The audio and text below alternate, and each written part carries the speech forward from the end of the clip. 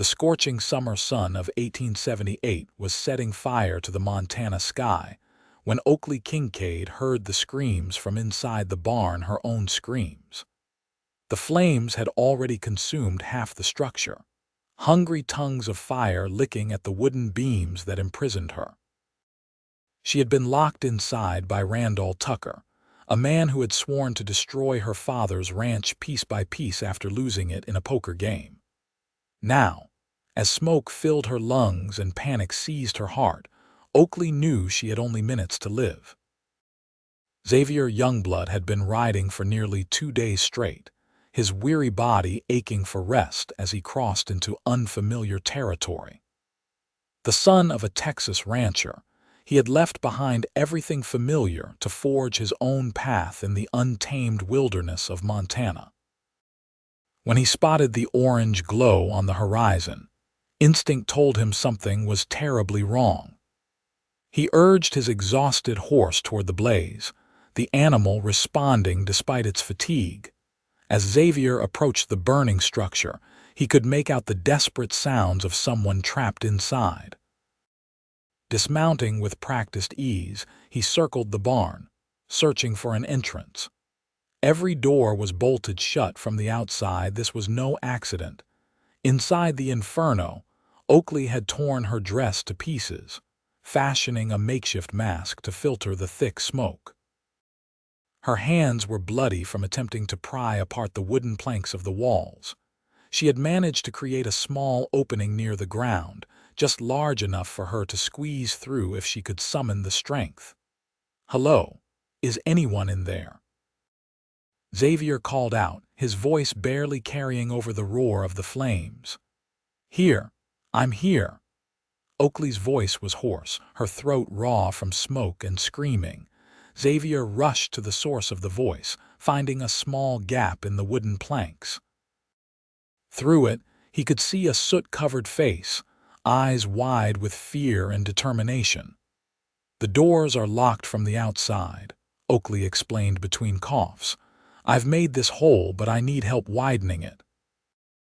Without hesitation, Xavier drew his hunting knife and began to attack the wood around the opening. The heat was unbearable, the smoke stinging his eyes until tears streamed down his face. But he worked with fierce determination, aware that every second counted. "Push," he commanded as he tore away another plank. "Push now." Oakley summoned her remaining strength and forced her body through the narrow gap. The rough wood tore at her skin, but the pain was nothing compared to the fear of burning alive. With one final push, she tumbled out into the cool evening air, gasping and coughing. Xavier quickly dragged her away from the barn just as a support beam collapsed, sending a shower of sparks into the night sky. They lay on the ground, both struggling to breathe as the fire roared behind them. When Oakley finally caught her breath, she looked up at her rescuer. He was tall and lean, with a weathered face that spoke of years under the harsh western sun. His dark hair was long enough to brush against the collar of his dusty shirt, and his eyes were the color of the Montana sky at dawn. "You saved my life," she whispered, her voice barely audible. Xavier nodded, helping her to her feet. "Who locked you in there?" "Randall Tucker," Oakley replied, hatred flashing in her eyes. "He's been trying to drive us off our land for months. Where's your family?" Xavier asked, glancing around at the darkened ranch. "Gone to Billings for supplies. Won't be back for 2 more days." Oakley's legs buckled beneath her and Xavier caught her before she could fall. "You need rest and water," he said firmly. "Is your house safe?" Oakley nodded weakly, pointing toward a modest cabin about 100 yards from the burning barn. Xavier lifted her into his arms, surprised at how light she felt despite her obvious strength of character. As they reached the porch of the cabin, Oakley stirred in his arms. "I don't even know your name," she murmured, her eyes struggling to stay open. "Xavier Youngblood," he replied, setting her down gently on a wooden chair. "Oakley Kincaid," she responded, extending a trembling hand. Thank you for saving my life, Mr. Youngblood. Xavier took her hand, noticing the calluses that spoke of hard work and determination. Call me Xavier, Miss Kincaid. As he helped her inside and fetched water from the well, Xavier couldn't help but admire the woman's resilience. Many would have perished in that barn, but Oakley had fought for her life with everything she had. Tucker will be back, Oakley said after drinking deeply from the cup Xavier offered. He won't stop until he has this ranch. Why does he want it so badly? Xavier asked, settling into a chair across from her. My father won it from him in a poker game last year, fair and square, but Tucker claims Pa cheated. Oakley's voice grew stronger as anger replaced fear. He's been threatening us ever since, but this is the first time he's actually tried to kill one of us. Xavier's jaw tightened. He'd seen men like Tucker before, men who believed they were above the law and could take what they wanted through violence and intimidation. Where is your father now? He asked. In Billings with my younger brother Oliver. They won't be back until day after tomorrow. Oakley ran a hand through her soot-stained hair, wincing as her fingers caught in tangles. Xavier stood up, his decision made. Then I'll stay until they return. Oakley looked up sharply. You don't have to do that. You've done enough already. Miss Kincaid, that man just tried to burn you alive. I'm not about to leave you alone to face him if he returns. Xavier's tone left no room for argument. Oakley studied him for a long moment, weighing her options. Finally, she nodded. Thank you. There's a spare room my brother uses when he's home from school. As night deepened, Xavier kept watch from the porch while Oakley bathed and changed. When she emerged in a simple blue dress, her copper hair damp and clean, Xavier was struck by her natural beauty. She was not conventionally pretty by city standards, but her eyes held a fierce intelligence, and her movements were graceful despite her obvious exhaustion. I made some coffee, she said, handing him a steaming cup. Seems the least I can do. Xavier accepted the cup gratefully. How long has your family had this ranch? 5 years, Oakley replied, settling into a chair beside him. Pa moved us out here after Ma died, said we needed a fresh start. And do you like it here? Oakley's face softened. I love it, the openness, the freedom. Even the hardship has its own reward. There's something honest about working the land. Xavier nodded in understanding. My father has a ranch in Texas. I grew up knowing nothing but cattle and horses. So what brings you to Montana? Oakley asked, sipping her coffee. Xavier hesitated, choosing his words carefully. Needed some distance. My father had my life all planned out, who I'd marry, which part of the ranch I'd run, how many children I'd have. He shook his head. I wanted to make my own way. Oakley smiled for the first time that evening, transforming her face. I understand that feeling well. Pa's been trying to marry me off to the banker's son in town for 2 years now. And you're not interested in Horace Wilkins? No, thank you. Oakley laughed, a rich sound that seemed to chase away some of the night's darkness. He's a fine enough man, but he expects his wife to sit pretty in town and host dinner parties. That's not the life I want. And what life do you want, Miss Kincaid? Xavier found himself genuinely curious. This one, she said simply, gesturing to the ranch around them. I want to build something that lasts, something that's mine. She paused, looking embarrassed. Listen to me talking your ear off after you saved my life. You must be exhausted. Xavier was tired, but he found he didn't mind her company. It's been a long ride, he admitted. Then you should rest. I'll take the first watch, Oakley said, reaching for the rifle that hung above the door. Xavier raised an eyebrow. You know how to use that? Oakley's expression turned wry. Mr. Youngblood, I've been shooting since I was tall enough to hold a gun. I can hit a squirrel at 50 paces. Xavier held up his hands in surrender. I believe you. Wake me in 4 hours and we'll switch. As he lay in the spare room, listening to the occasional creak of the floorboards as Oakley patrolled the porch, Xavier wondered at the strange turn his journey had taken. He had left Texas seeking adventure and independence, but he hadn't expected to be drawn into someone else's fight quite so quickly. Yet something about Oakley Kincaid's determination stirred something in him, a recognition of a kindred spirit, perhaps. The next morning dawned clear and cool, the charred remains of the barn a stark reminder of the previous night's terror. Xavier helped Oakley salvage what they could, both working in companionable silence until the sun was high overhead. "Tucker will likely come back today," Oakley said as they paused for water. "He'll want to see if his plan worked." Xavier nodded grimly. "We'll be ready for him." They spent the afternoon preparing checking weapons, securing doors and windows, planning escape routes if things went badly. Xavier marveled at Oakley's practical nature. She showed no signs of hysteria or helplessness, only a steely resolve to defend what was hers. As dusk approached, they heard the sound of approaching horses. Xavier peered through the window, counting 3 riders approaching the ranch house. "Tucker?" he asked, glancing at Oakley. She nodded, her face pale but determined. "And his 2 hired guns, the Parsons brothers." Xavier checked his revolver, ensuring it was fully loaded. "Stay back from the windows. Let me do the talking." Oakley snorted softly. "This is my ranch, Mr. Youngblood." "And those men tried to kill you last night," he countered, his voice firm. "Let me handle this first approach. If they don't back down, we'll fight together." After a moment of consideration, Oakley nodded her agreement. The riders stopped in the yard, and a tall man with a thick mustache dismounted.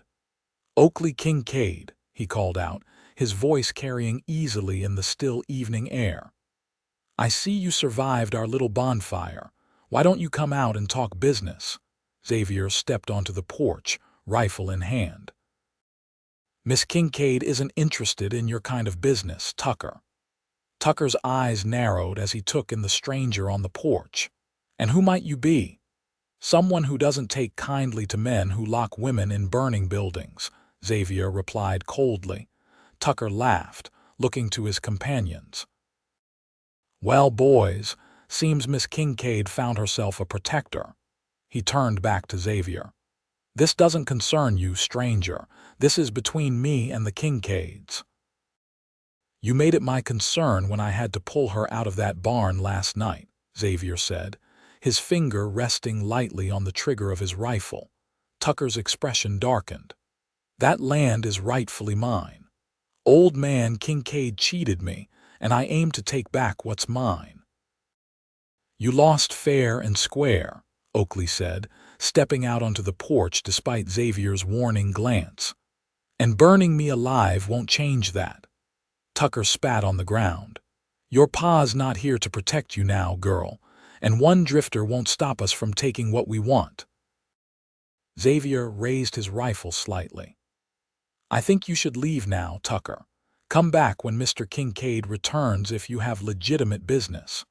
One of the Parsons brothers, a wiry man with a pockmarked face, reached for his gun, but Tucker stopped him with a raised hand. "No need for bloodshed today," Tucker said, his eyes cold. "We'll be back tomorrow with the sheriff. We'll see how your story holds up then." He mounted his horse with a fluid motion that belied his age. "Enjoy your night, Miss Kincaid. Might be your last on this ranch." As the 3 men rode away, Oakley let out a shaky breath. "He's bluffing about the sheriff. Sheriff Miller knows Tucker's reputation."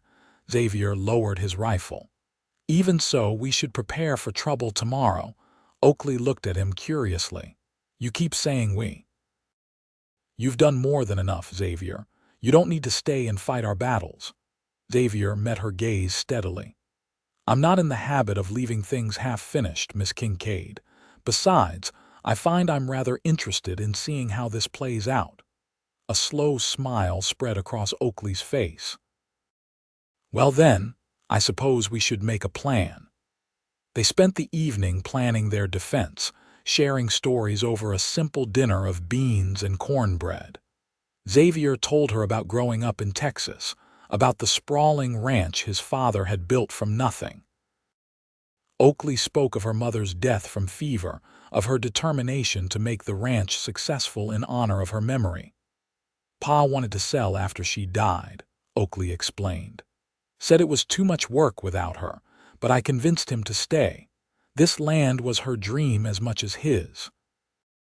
Xavier watched her as she spoke, noticing how her hands moved expressively, how her eyes lit up when she talked about the ranch. There was something compelling about her passion, something that drew him in despite his usual caution around women. As night fell, they took turns keeping watch again. When it was Oakley's turn to rest, Xavier found himself standing guard on the porch, studying the stars and wondering what it would be like to stay in one place long enough to call it home. Morning brought no sign of Tucker or his men, but Oakley remained vigilant. They spent the day repairing what damage they could to the remnants of the barn, working side by side under the hot sun. My father and brother should be back tomorrow, Oakley said as they paused for water. Pa will want to thank you properly for what you did. Xavier shrugged. No need for thanks. Anyone would have done the same. Oakley shook her head. No, they wouldn't. Most men would have ridden past, not wanting to get involved in someone else's trouble. She studied him curiously. You're different, Xavier Youngblood. Before he could respond, the sound of galloping hooves drew their attention. A young boy of about 15 was racing toward the ranch, his horse lathered with sweat. That's Jimmy Parker from the next ranch over, Oakley explained, setting down her water cup. Something's wrong. Jimmy skidded to a stop before them, his face flushed with exertion. Miss Oakley, Tucker and his men just rode by our place. They're headed for town and Pa heard them talking. They're going to ambush your father and brother on the road back from Billings. Oakley's face drained of color. When? Tomorrow morning. They plan to wait at Copper Creek Crossing. Jimmy glanced nervously at Xavier. Pa sent me to warn you. He said to tell you he'd ride with you if you need help. Oakley was already moving toward the house. Tell your pa thank you, but we'll handle this ourselves. Get home safe, Jimmy. Xavier thanked the boy and followed Oakley inside, finding her strapping on a gun belt and gathering supplies. Copper Creek is about 3 hours' ride from here, she explained, stuffing ammunition into a saddlebag. If we leave now, we can get there before dark and set up our own ambush for Tucker. Oakley, Xavier said gently, using her first name for the first time. This is dangerous. Maybe we should get the sheriff. Sheriff Miller is 2 days' ride away on a good day, she replied without pausing her preparations. And my father and brother will be at that crossing tomorrow morning, walking right into Tucker's trap. Xavier knew there was no arguing with her. Then I'm coming with you. Oakley finally stopped, turning to face him. You've done more than enough already, Xavier. This isn't your fight. It became my fight when I pulled you from that barn, he said firmly. I'm coming, and that's final. They rode out within the hour, pushing their horses as fast as they dared in the afternoon heat. Oakley knew the terrain well, leading them through shortcuts and game trails that would have been invisible to someone less familiar with the land. As they rode, Xavier found himself watching her the confident way she sat in the saddle, the determined set of her jaw. In just 2 days, Oakley Kincaid had managed to intrigue him more than any woman he'd ever met. They reached Copper Creek as the sun was setting, the water gleaming golden in the fading light. The crossing was a natural bottleneck where the road narrowed between 2 rocky outcroppings before fording the shallow creek. Perfect spot for an ambush, Xavier observed grimly. Tucker knows what he's doing. Oakley nodded, dismounting and leading her horse into a stand of trees. We'll camp here tonight. It gives us a good view of both approaches. They set up a cold camp, not risking a fire that might alert Tucker to their presence. As night fell, they sat side by side against a large boulder, speaking in hushed tones. "Why did you really leave Texas?" Oakley asked suddenly, her question catching Xavier off guard. He was silent for a moment, considering. "Truth is, I was engaged to be married," he admitted finally. "Caroline Henshaw, daughter of my father's business partner. It was all arranged when we were children." "You didn't love her?" Oakley's voice held no judgment, only curiosity. "I barely knew her," Xavier replied. "She'd been away at school back east for years. When she returned, my father announced our engagement without even asking me." He shook his head at the memory. "2 days before the wedding, I found her in the barn with my cousin." "Oh," Oakley said softly. "I'm sorry." Xavier shrugged. "I wasn't heartbroken like I said, I barely knew her. But everyone expected me to go through with it anyway. For the good of the family business, my father said. That's when I knew I had to leave." "To find what you really wanted," Oakley said, understanding in her voice. "Yes," Xavier agreed, "though I'm still figuring out what that is." They fell into comfortable silence until Oakley spoke again. "I've never left Montana. Sometimes I wonder what else is out there." "It's a big world," Xavier said, "beautiful in different ways."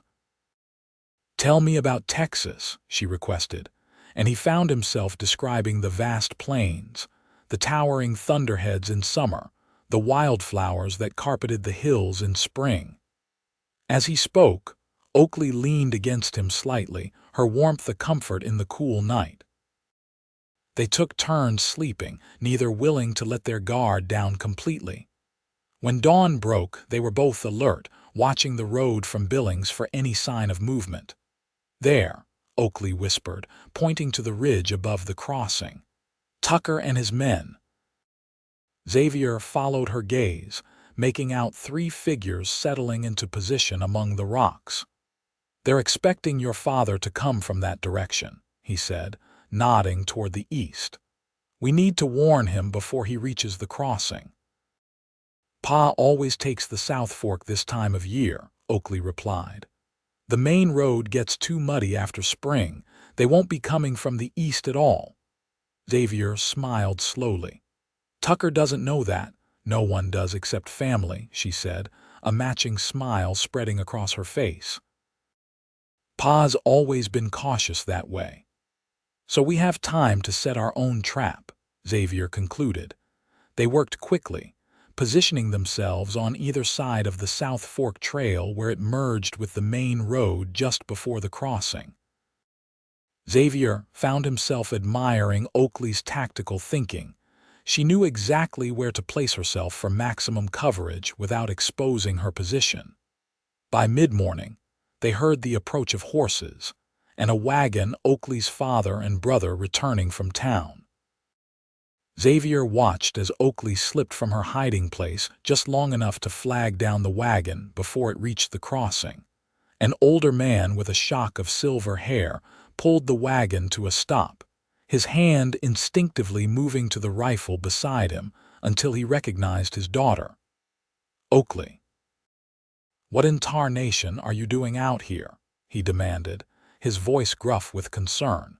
Quickly, Oakley explained the situation: the burning barn, Tucker's plans for ambush, and Xavier's timely intervention. Mr. Kincaid listened grimly, his weather-beaten face growing darker with each detail. "Tucker's gone too far this time," he growled when she'd finished. "Where is he now?" "Waiting at the crossing," Xavier said, stepping forward to introduce himself.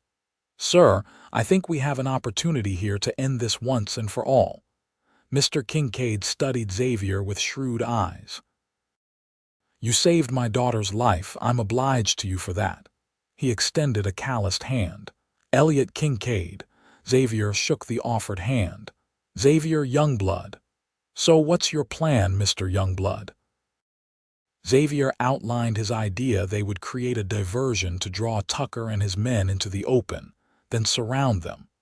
With 4 against 3 and the element of surprise on their side, They could capture Tucker and his men and take them to the sheriff.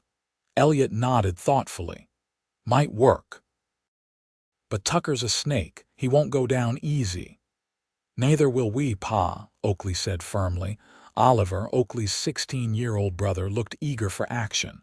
I can shoot, Pa, you know I can. Elliot gave his son a stern look. This isn't target practice, boy. These men are killers. All the more reason to stop them now, Xavier pointed out, before they hurt someone else. After a moment's consideration, Elliot nodded. All right, let's do this. The plan was simple but effective. Elliot would drive the wagon toward the crossing as if unaware of any danger.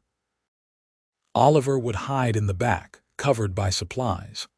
Xavier and Oakley would circle around to flank Tucker's position, cutting off any escape route.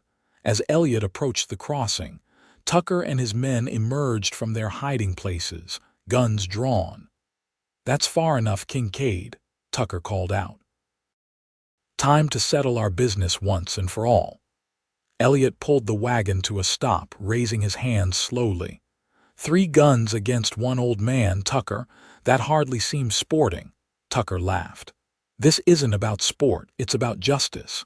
You cheated me out of my land and now you're going to pay. I won that land fair and square, Elliot replied calmly. You're just a sore loser who can't accept when he's been outplayed. Tucker's face darkened with rage. I'm going to enjoy watching you die, old man. That's not going to happen today, Xavier called out, stepping into view with his rifle trained on Tucker. At the same moment, Oakley appeared on the opposite side, her own gun steady. Tucker's eyes darted between them, calculating his odds. Well, well, the drifter and the daughter, how touching. Drop your weapons, Xavier commanded. All of you. The Parsons brothers looked to Tucker for direction, clearly uncertain. In that moment of hesitation, Oliver rose from the back of the wagon, his rifle aimed at Tucker's chest. It's over, Tucker, Elliot said. You're outnumbered and outgunned. For a tense moment, no one moved. Then, with a sudden movement, Tucker went for his gun. A shot rang out, Oakley's catching Tucker in the shoulder and spinning him around. His own shot went wild, and Xavier tackled him to the ground before he could fire again. The Parsons brothers, seeing their leader fall, quickly surrendered, dropping their weapons and raising their hands. Within minutes, the 3 men were securely bound. Elliot examined Tucker's wound, declaring it serious but not life-threatening. We'll take them to Sheriff Miller, Elliot decided. With attempted murder charges, they'll be locked up for years. As they loaded the prisoners into the wagon, Oakley approached Xavier, her face flushed with relief and exhilaration. We did it, she said simply. Xavier nodded, feeling strangely reluctant now that the danger had passed. Your father seems like a good man. The best, Oakley agreed. He'll want you to stay with us for a while to thank you properly. Xavier hesitated. He had been drifting for so long, never staying in one place long enough to form attachments. But something about Oakley Kincaid and her family's ranch called to him in a way no place had before. I'd like that, he said finally. For a little while at least. The journey back to the Kincaid ranch was long but peaceful. Tucker and his men were secured in the wagon, guarded by Elliot and Oliver, while Xavier and Oakley rode ahead. As they crested the final hill overlooking the ranch, Xavier was struck by how right it felt to be returning here. What will you do now? Oakley asked as they paused to water their horses at a small stream. After Tucker is dealt with, I mean. Xavier looked at her thoughtfully. In just 3 days, Oakley Kincaid had shown him more courage, determination, and heart than he'd seen in most people over a lifetime. I'm not sure, he admitted. I've been wandering for so long, I'm not sure I remember how to stay in one place. Oakley smiled, a hint of challenge in her eyes. Maybe you just haven't found the right place yet. When they reached the ranch, Elliot insisted that Xavier take the guest room in the main house rather than the bunkhouse. "You saved my daughter's life," he said firmly. "Your family now, not a hired hand." The next morning, while Elliot and Oliver took Tucker and his men to the sheriff in the nearest large town, Xavier helped Oakley continue repairs on the damaged barn. They worked well together, anticipating each other's movements, laughing at shared jokes. By the time Elliot and Oliver returned 3 days later, Xavier had made his decision. He approached Elliot that evening as the older man sat on the porch, smoking his pipe. "Mr. Kincaid," Xavier began, "I'd like to ask your permission to court your daughter." Elliot studied him for a long moment, then chuckled. "Figured that was coming. Oakley's not like other girls, you know. She's got her mind set on running this ranch herself someday." "I know," Xavier replied. "That's part of why I admire her so much." Elliot nodded slowly. "And what about your wandering? You planning to settle down now?" "I think I've been looking for something without knowing what it was," Xavier said honestly. "Now I do." "Well, it's Oakley's decision in the end," Elliot said, tapping his pipe against the porch rail. "But you have my blessing, for what it's worth." Xavier found Oakley at the corral, watching the sunset paint the mountains gold and crimson. She turned at his approach, her face lighting up in a way that made his heart skip. "Your father and brother are back safe," he said, leaning against the fence beside her. "Tucker and his men will be facing trial in Helena next month." "Good," Oakley replied with satisfaction. "They won't trouble us again." Xavier took a deep breath. "Oakley, there's something I want to ask you." She turned to face him fully, her eyes curious. "Yes. I know we haven't known each other long," he began, suddenly nervous despite having faced down armed men without flinching. "But these past days have shown me something I've been searching for without realizing it." Oakley waited, her expression softening. "I've never met anyone like you," Xavier continued. "Your strength, your determination, your love for this land. I came here a drifter, but I don't want to drift anymore." "What are you saying, Xavier?" Oakley asked quietly. Xavier took her hands in his. "I'm saying that when I pulled you from that burning barn, I found something I wasn't looking for, something I don't want to lose." He paused, gathering his courage. "I'm asking if you might consider letting me stay, not just for now, but for good." A slow smile spread across Oakley's face. "Are you proposing to me, Xavier Youngblood?" "I suppose I am," he admitted with a small laugh. "Though I always imagined I'd be more eloquent when the time came." Oakley squeezed his hands. "I think you're doing just fine." Xavier met her gaze steadily. "Oakley Kincaid, from the moment you crawled from that locked, burning barn, I knew you were special. Would you do me the honor of becoming my wife?" Oakley's eyes filled with tears, but she was smiling. "Yes," she said simply. "Yes, I will." As the sun disappeared behind the mountains, Xavier pulled Oakley close, sealing their promise with a kiss that felt like coming home after a long journey. The ranch around them was quiet, peaceful, the land stretching out in all directions like possibilities waiting to unfold. 6 months later, they were married on the ranch, the rebuilt barn decorated with wildflowers and lanterns. Elliot proudly walked his daughter down the aisle created between rows of hay bales, where friends and neighbors from miles around had gathered to witness the union. Xavier, standing tall in his best suit, watched his bride approach with a sense of wonder. Oakley wore her mother's wedding dress, altered to fit her taller frame with wildflowers woven into her copper hair. She had never looked more beautiful. As they exchanged vows beneath the big Montana sky, Xavier knew that his wandering days were over.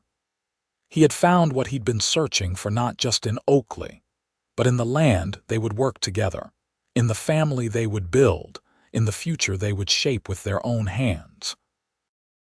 That night, as they stood on the porch of the cabin that would be theirs, a wedding gift from Elliot, Xavier pulled Oakley close. "Happy?" he asked, kissing her temple. Oakley smiled, leaning into his embrace. "Happier than I ever thought possible, and you? Do you miss the open road?"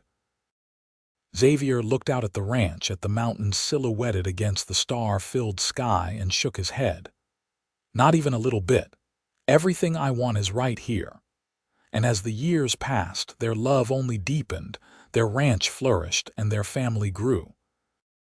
Xavier and Oakley Youngblood became fixtures in the community, known for their generosity, their hard work, and the extraordinary love story that began on a desperate night when a drifter pulled a determined woman from a burning barn and found his heart's true home.